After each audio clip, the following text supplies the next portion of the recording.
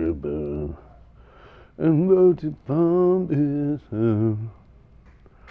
When I hear that whistle blowing, I hold my head and cry. Are you doing a lot of dates, Jim? Yeah, I just started a whole bunch. Part of me is like, what am I doing? And the other, and the other part is like, hey, I can still work. Thank God. Have you been on Stern in a while? No, since before I have no clue. Every time they'd always reach out to me, and then I should like reach out to Gary. I mean, he made a pretty hard stance, and I was all the way on the other side. I made that very clear. Not towards him. Yeah. Yeah, get it on. Got to get on. No choice but to get on. Mandate. Get it on. Thanks for tuning in. Thanks for telling a friend. Jim Breuer in studio. He's got a stand-up special, Country Boy Will Survive, by Jim Breuer. It's available on YouTube and Rumble and a podcast. The Bruniverse podcast as well. Good to see you, Jim. It's great seeing you. Yeah, so it's crazy. And I know you've been out there and you've been talking about COVID and Trump derangement syndrome. I just saw a clip. And I talked to Dr. Drew about Trump derangement syndrome a lot. And it's something that should be studied, I think, in the future. Well, they say love is blind. Hate is blind. Yes. And they're blind. They're crazy. They're not even rational at this point.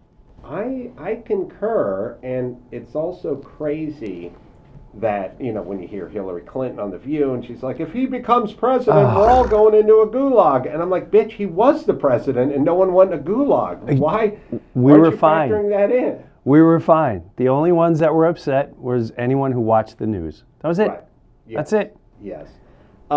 So that clip I just saw the other day, even before I knew you were coming in, about you. Is it from your special? This is from the special. This is a very funny 60 seconds on Trump derangement. What is going on? Right? Like, it's past. It's past if you're divided politically. Even, you have to admit, even if you're like, I don't care as long as it's not you know who.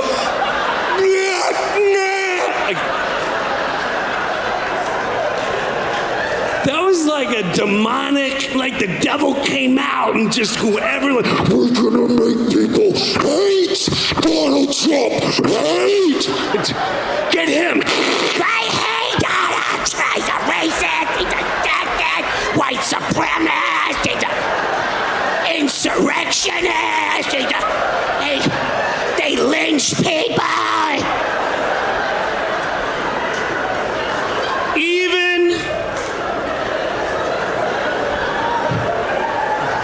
And I'm gonna blame you because I saw the news channels. I saw them saying, he's racist, he's sexist. You would just wake up to pee in the middle of the night. He hates Mexicans, and he says they're rapists, and he hates black people. All right, so what do you think? I say all roads lead to narcissism. The people I know that are who have true Trump derangement syndrome are crazed narcissists. I would agree, and they also feel that they are the ones that I know. They all do very well in life. Yes. And they are clueless. They don't have a pulse on society whatsoever. They only have a pulse on their golf club. I have a friend. He's in this club and that club and that club, and he likes buying $300, $400, or $500 bottle of wine every time we go out, and he thinks he has a pulse on society, and it's mind-boggling. He doesn't. I call him cockatoos. Mm-hmm. We've become cockatoos, where you just stare at the screen and right. That's it. Yeah. That's all it is. Yes, and the thing that's well, first off, it scrambled people's brains, and it gave them a loss of agency. They no longer could think for themselves because you would go, Well, what are you going to do? Or what's your policy? I want the opposite of whatever Trump said. So what did Trump say? Well, he said he wants to beef up the border. All right? Then we're doing the opposite of whatever that is. And he said he wanted to be independent from an energy standpoint. He Right. wants to drill. He wants pipelines. All right? Cancel the pipeline. Cancel the drilling. What else did he say?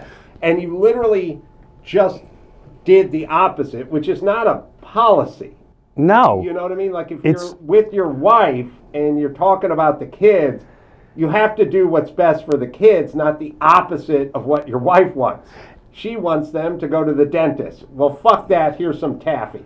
It's almost like they became 14-year-old children. Yes. I'm not going to do that. Right. They're going to do the complete opposite now. I don't want you staying out past 8. I'm staying out. Oh, no, why? And they Right. just do the opposite. Yeah. It's mind-boggling. There's no rhyme or reason. And it because like Whoopi Goldberg wouldn't even say his name. Ugh. I'm not going to use his name. Bitch, he's the president of the United States. You Oh. can say his name. It's not an endorsement of him. How does that? I don't understand how that show still remains on the air. I want to see the collective artwork that watches that show and believes anything that comes out of any of those human beings, if they're still human beings, minds. My theory is those shows that come on during the day at that hour have exclusively, their audience is exclusively unemployable people. And that's why it stays on the air. Nobody with a job, no one with a bottom line, no one with a business, no one who has to meet payroll. Nobody of those people would listen to one syllable that came out of those bitches' mouths.